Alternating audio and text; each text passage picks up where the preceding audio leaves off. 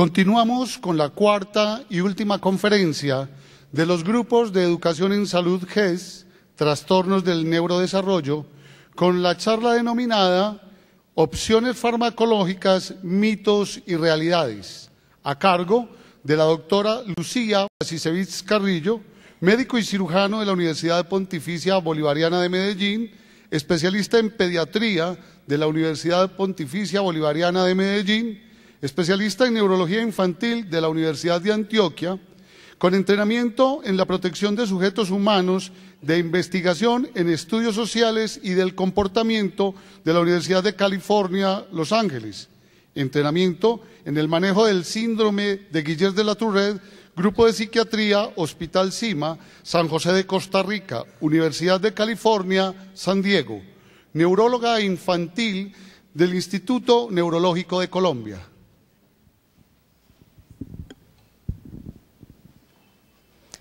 Bueno, vamos a tratar de tocar los tópicos más difíciles de dilucidar, pero también quiero darle la relevancia que se merecen los tratamientos no farmacológicos y por eso algunas de las diapositivas van a ser dedicadas a tratamiento no farmacológico. Esta primera diapositiva es dedicada a Mafalda. Les confieso que soy una admiradora de ella porque me parece que tiene una filosofía muy interesante y además porque no le gusta la sopa y a mí tampoco. Entonces, esta diapositiva nos dice que Mafalda le cuenta a una amiga que a su papá va a consultar donde el médico porque estaba con algunos síntomas, cansancio, nervioso, ansiedad, y le responden que si eso es normal o no es normal, porque como es tan común, parecería que se hubiera vuelto normal. El trastorno de déficit de atención, como ya la doctora Piedad les ha mencionado, es un trastorno neurocomportamental que tiene algunas características a través de las cuales hacemos los diagnósticos y que depende de los síntomas se puede clasificar de tres maneras: desatento, hiperactivo impulsivo o combinado. Pero tiene unas características relevantes y es que los individuos tienen que tener un desarrollo normal, con una capacidad intelectual normal y no presentar ninguna otra patología asociada para convertirse en un trastorno de déficit de atención e hiperactividad. Eso quiere decir que hay niños o adultos incluso que pueden tener síntomas de desatención, de hiperactividad o de impulsividad y sin embargo no tener un TDAH, ser consecuencia de otras situaciones, patológicas o no. Por ejemplo, una persona con depresión, una persona con un trastorno de conducta o una persona con una dificultad auditiva o una alteración del neurodesarrollo como un autismo, también pueden tener algunos de estos síntomas y sin embargo no constituir un trastorno de déficit de atención e hiperactividad. Cuando nos preguntan ¿por qué los neurólogos y los pediatras estamos diagnosticando más y por qué hay más niños hiperactivos ahora que antes? Entonces nos damos cuenta que no es una enfermedad nueva, que no es un trastorno reciente, que es un trastorno que ha estado a través de los años, pero que ha ido cambiando ciertas características, incluido el nombre, ¿sí? Probablemente lo que está pasando es que los profesionales que tenemos que ver con los niños que tienen esta clase de trastornos y los padres que tienen hijos con algunos de estos síntomas, profesionales me refiero no solamente a los médicos, sino a los terapeutas, los maestros, etcétera, están dándose cuenta cada vez más que esto se convierte en un problema a mediano o largo plazo. Entonces están consultando con más frecuencia. Como les decía, el trastorno de déficit de atención e hiperactividad puede, dentro de su contexto, tener síntomas de inatención, de hiperactividad e impulsividad o tenerlos todos, ser un combinado. Nos dice el manual que utilizamos para hacer el diagnóstico que estos pacientes deben tener un mínimo de 6 síntomas durante por lo menos 6 meses y que estos estén interfiriendo en su patrón de conducta o de desempeño normal. y no deben estar asociados con ninguna otra anormalidad, ni neurológica, ni comportamental, ni emocional. Algunos de los criterios adicionales para tener en cuenta son estos: los síntomas deben estar presentes desde antes de los 7 años, ¿sí? Y cada vez se hace diagnóstico más temprano, aunque nosotros tenemos como criterio más o menos los 6 o los 7 años para hacer diagnóstico de TDAH. Cada vez nos damos más temprano cuenta que los niños pueden tener riesgo de TDAH. ¿Por qué? Porque cada vez se están escolarizando más temprano. Entonces, probablemente, bajo ciertas condiciones que tienen los maestros, bajo ciertas capacitaciones que tienen padres y maestros, nos estamos dando cuenta antes. Estos síntomas deben aparecer no solo en un escenario, sino por lo menos en 2. O sea, si solamente el niño presenta los síntomas en la casa, probablemente el problema está en la casa y no en el niño. Si solamente es en el colegio, entonces tenemos que pensar en otras condiciones diferentes. Debe alterar alguna de las condiciones de vida del niño y no deben ser explicables por otros trastornos de estos síntomas. Esta foto tan enredada para los que no tienen mucho que ver con la neurología, simplemente la traje para explicarles que hay una condición neurológica donde se alteran algunas sustancias del cerebro y esa es la explicación fisiológica para que tengamos que utilizar medicamentos en esta condición. Probablemente las diapositivas más importantes hablen del compromiso que tienen los niños que no son tratados, ¿sí? Entonces ahí vemos que las secuelas, digamos, las condiciones pueden ser a posterior. O sea, no solamente la limitación es en la infancia, sino que los adolescentes también pueden tener síntomas que persistan e incluso los adultos pueden seguir teniendo dificultades a partir de un diagnóstico no hecho o de un tratamiento mal planteado. Entonces, miren todas las complicaciones que podemos tener desde la niñez, que son las más evidentes. Entonces hay alteraciones en la parte académica, en las relaciones sociales, en las relaciones familiares. Hay baja autoestima posterior porque es un niño que es inteligente, pero que ve que tiene muchas más dificultades que otros compañeritos que hacen mucho más fácilmente las cosas. Desde el punto de vista de las relaciones sociales, son los niños que no son aceptados, son las mamás y las familias que se deterioran porque son niños que los rechazan. Es el hijo de Margarita que llega a la casa de la abuelita y todas las tías dicen, uy, ya llegó Margarita con el muchachito. Entonces eso va dificultando la relación no solamente del niño, sino de todo el contexto familiar. Es la relación intrafamiliar que tienen los padres, donde la mamá es probablemente la encargada del acompañamiento por más tiempo con el niño y el papá dice, no, pero si a mí me responde bien, conmigo se porta bien, entonces ¿para qué le van a dar el medicamento? Entonces empiezan a generarse conflictos intrafamiliares, accidentes caseros, no se puede dejar nada a la mano. Cuando estamos en la adolescencia son víctimas de abuso de sustancias. Y esto debe estar muy claro porque cuando hablemos del uso de la Ritalina hay muchos mitos con respecto a que si la Ritalina puede producir o no dependencia o adicciones. Son víctimas de embarazarse muy tempranamente o de tener múltiples parejas y eso los llevan a tener enfermedades de transmisión sexual, a accidentes de tránsito obviamente. Y miren los problemas en la adultez que son mucho más importantes, problemas laborales, impersistencia en los trabajos, en las relaciones de pareja, son personas que cambian muchas veces de parejas, que tienen hijos con diferentes parejas, ¿sí? Y obviamente problemas legales.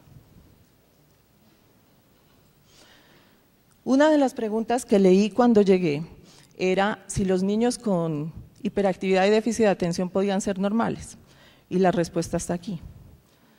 Un niño con diagnóstico y tratamiento precoz puede tener el mismo curso vital que tiene una persona que no tiene el diagnóstico, ¿sí?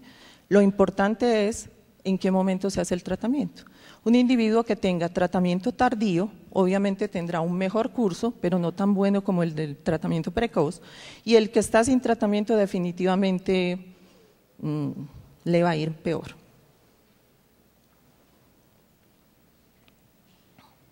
Por eso, el tratamiento de este tipo de trastornos del comportamiento y la conducta no es solamente farmacológico, sino que está abordado desde muchos puntos de vista. Es intermodal o multimodal. La familia tiene que ver, la escuela tiene que ver, los terapeutas que nos apoyan en el trabajo no farmacológico y obviamente los médicos que están prescribiendo los medicamentos y eligiendo cada uno de los pacientes para cada uno de los medicamentos.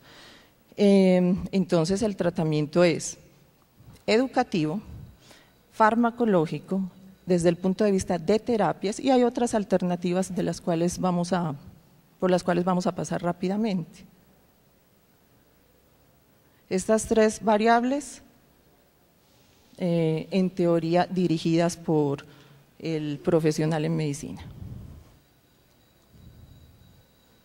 En cuanto a las medicinas alternativas o las terapias alternativas que se han propuesto, hay muchas cosas de las que se hablan y cuando uno tiene acceso a internet tiene que saber hacerlo de una forma responsable y adecuada. En internet encontramos demasiada información que nos puede o ayudar o confundir. Entonces cuando nos metemos ahí encontramos cosas como estas, cambios en la alimentación, como estos, suspender los que son carbohidratos o harinas, saborizantes, azúcares, todo lo que tenga preservativos, todo lo que tenga endulzantes artificiales.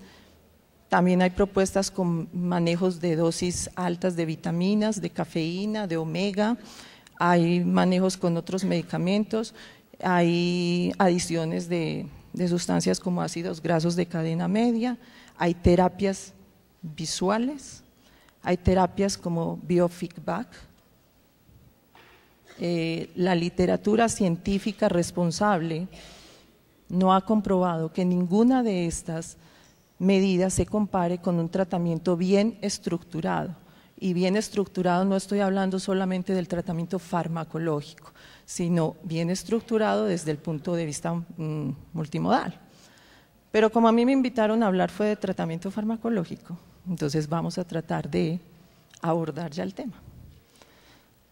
Tratamiento farmacológico hay múltiple, pero definitivamente, y ahí está más grande, no por un error, sino porque realmente es así, los psicoestimulantes son los medicamentos de elección cuando uno está frente a un paciente que tiene confirmado un diagnóstico de trastorno de hiperactividad y déficit de atención.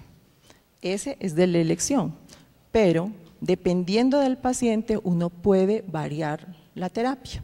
Vamos a hablar en aras del tiempo solamente de los 4 medicamentos que más utilizamos, pero quiero que sepan que hay otras opciones, incluso medicamentos como antihipertensivos, medicamentos que se utilizan para la presión alta, medicamentos que se utilizan como tratamiento para las convulsiones, se han propuesto como una estrategia para este tipo de trastornos.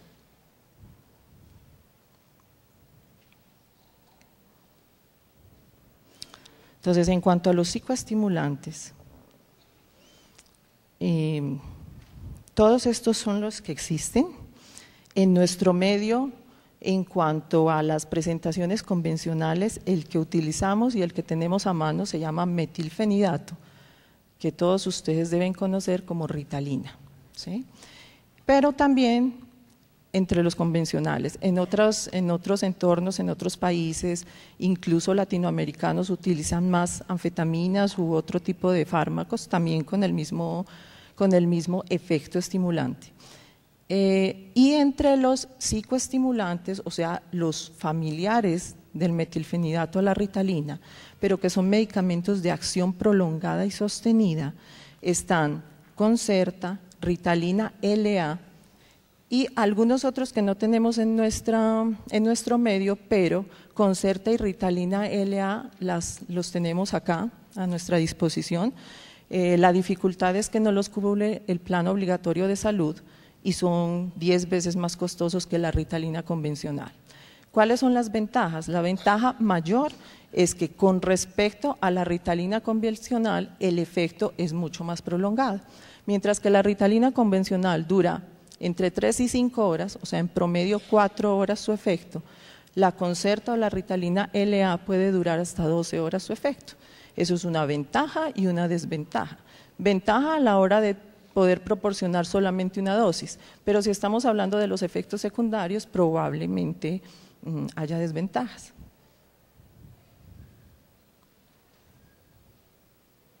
Entonces, como les decía, los psicoestimulantes y entre ellos la Ritalina, el metilfenidato en cualquiera de sus presentaciones, es el medicamento de elección para este tipo de trastornos.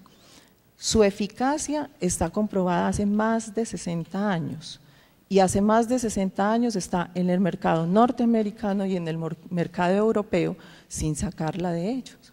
O sea que es un medicamento que es seguro, bueno, y si estamos hablando de Ritalina convencional, barato. Algunas de las preguntas que muchos tienen las vamos a responder en esta diapositiva y creo que esta es la diapositiva que reduce el título de la charla, mitos. No tiene efecto adictivo, no causa dependencia, no afecta el crecimiento de los niños, no cambia la personalidad, no altera la inteligencia, no da somnolencia, porque muchos de los familiares dicen, no, es que yo no lo quiero dopar o dormir. No, por el contrario, uno de los efectos colaterales es que quita el sueño y por eso no se proporciona por las noches. No daña el corazón, aunque es claro que algunos niños que tienen cardiopatía no deben recibir Ritalina y por eso el médico tratante debe hacer un examen juicioso de su paciente para saber si es un buen candidato, pero es un porcentaje muy bajo de niños los que portan este tipo de enfermedades y sea una contraindicación. Y la última descripción es sacada de lo que día a día los papás y los maestros le dicen a uno. No los emboba, no los dopa, ni les daña el cerebro.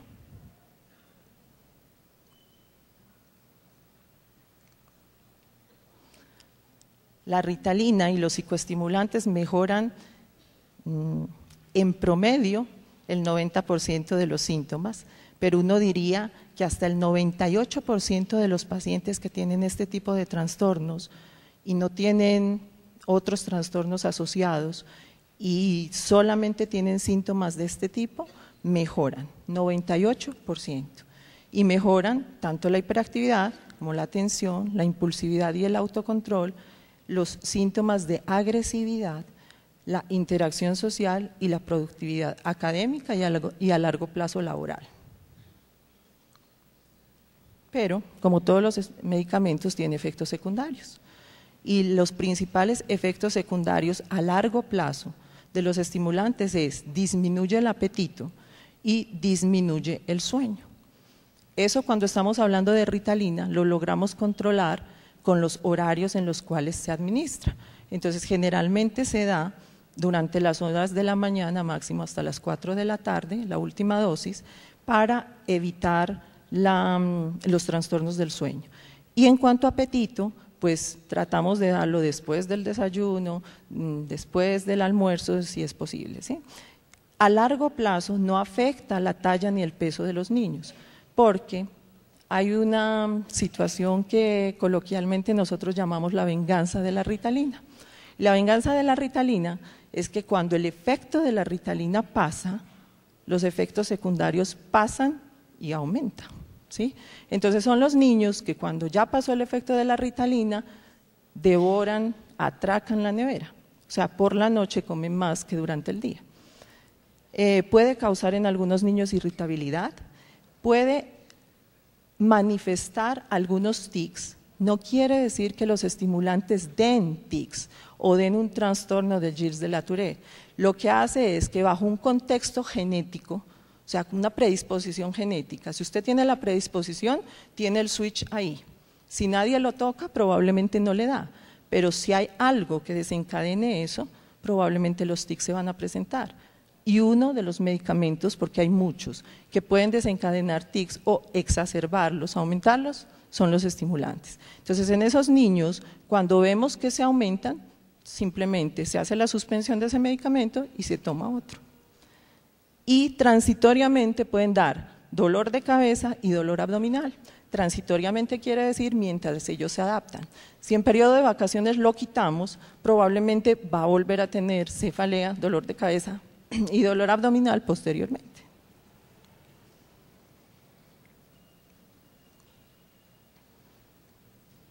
Los antidepresivos y ansiolíticos también los utilizamos como medicamentos, como opciones, y los utilizamos más cuando tenemos o algunas otras entidades asociadas o cuando tenemos niños con síntomas, pero que no sea un trastorno sino un síndrome.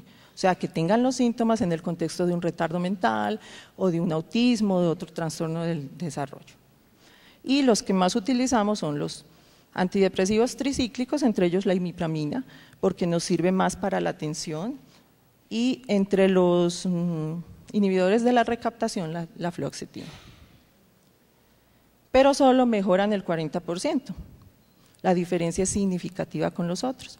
Y los síntomas que mejoran no son todos los anteriores, pero se utilizan, por ejemplo, cuando el niño todavía se orina en la cama o cuando tiene trastornos del sueño, depresión asociada, trastornos de la alimentación o dolores de cabeza.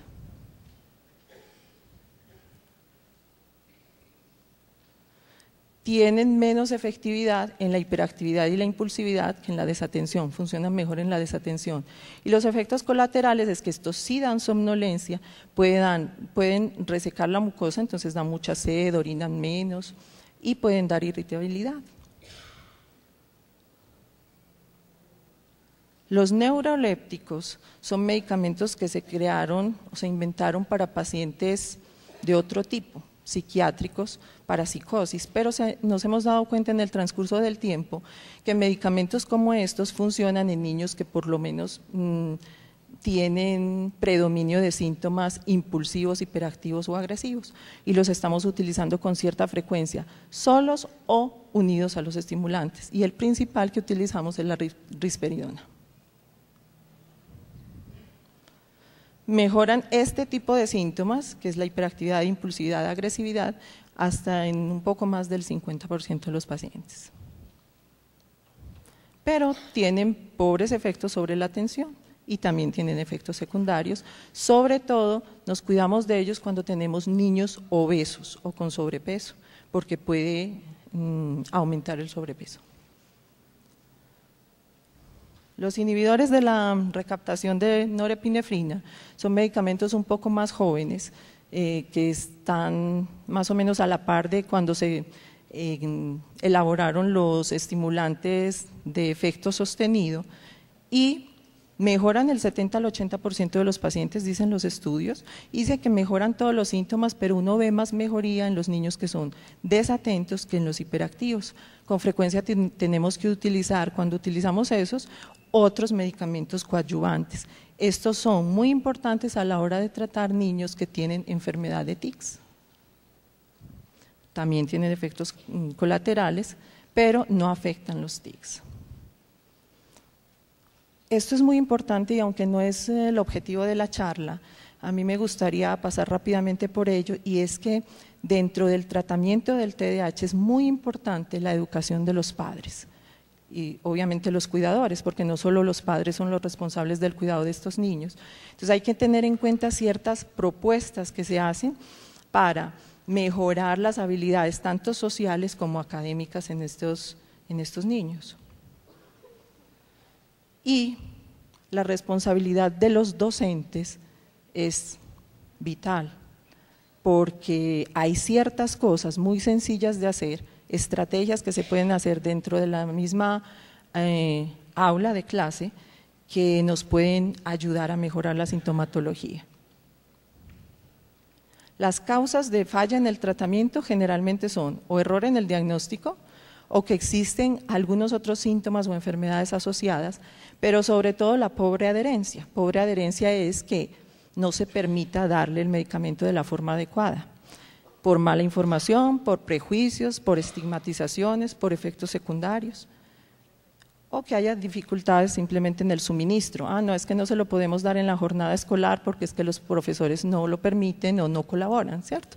Entonces, directamente los responsables de administrar y realizar las terapias y los medicamentos son los padres o los tutores. Eso es importante tenerlo en cuenta. Pero, y eso es lo que expreso en esa diapositiva, pero la responsabilidad del tratamiento no solamente es de los padres. Tenemos que ver el equipo de salud, obviamente, el médico y los terapeutas, tienen que ver las entidades de salud, los padres y los cuidadores y los maestros. Y obviamente, cuando no hay respuesta, podemos echar mano de la parte jurídica, todo para el bienestar del paciente. Estos son algunos de los estigmas sociales que paso rápidamente porque ya el tiempo se nos ha terminado. Y vuelvo a mencionarles la no adherencia del tratamiento, ¿qué nos puede causar? Daños físicos, escolares, familiares, emocionales, pero sobre todo en socialización. Por último, estos son algunos de los individuos famosos que tuvieron o tienen TDAH. O sea, hay científicos, hay grandes genios, artistas, presentadores e incluso caricaturas para pensar cuando hablamos de TDAH. Y una reflexión, no todos somos iguales, pero podemos salir adelante como esos señores que les acabo de mostrar en la diapositiva anterior.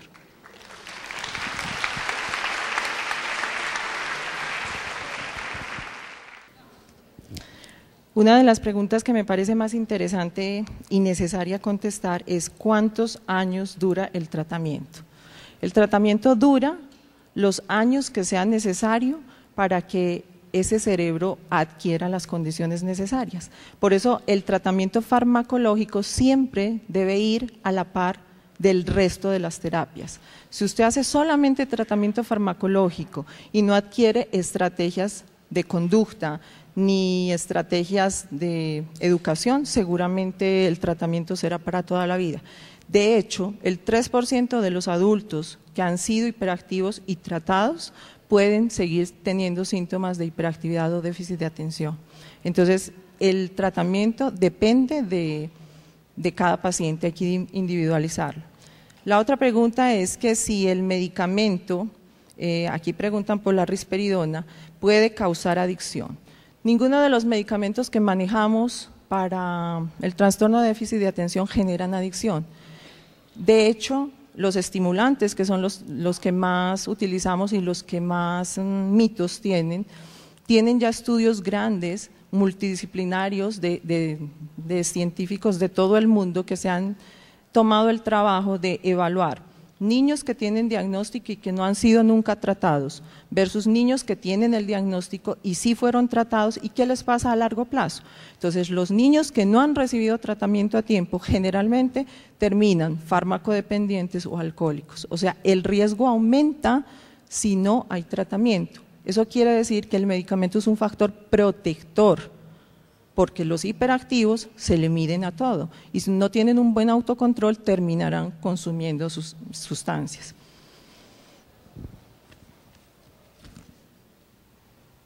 ¿Qué efecto tiene suspender abruptamente el medicamento? ¿Efectos físicos o neurológicos? Ninguno. Pero es lo mismo dar inadecuadamente un tratamiento que no darlo. O sea, la flechita que les mostraba en rojo va a ser la misma si usted le da por 6 meses el tratamiento y se lo suspende que si no se lo hubiera dado. Entonces el tratamiento debe ser de forma juiciosa y organizada y obviamente supervisado por su médico. No quiere decir que todos los niños que tengan esto tienen que recibir el tratamiento así le esté dando efectos secundarios. Obviamente para eso son los controles que nosotros hacemos, para reorientar el tratamiento en caso de que haya efectos secundarios que nos estén perturbando de forma importante.